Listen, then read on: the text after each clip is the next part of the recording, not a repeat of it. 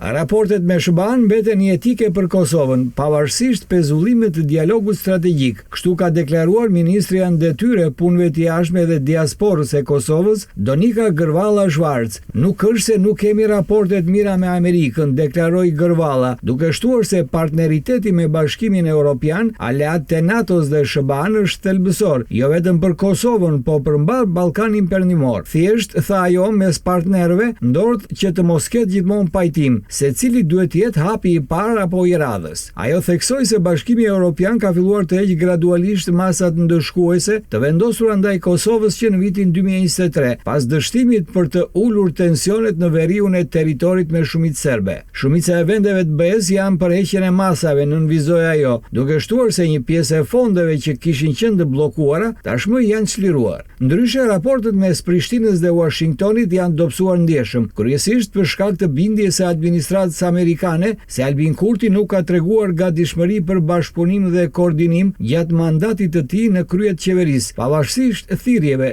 rekomandimeve edhe përkushtimit amerikan ndaj Kosovës.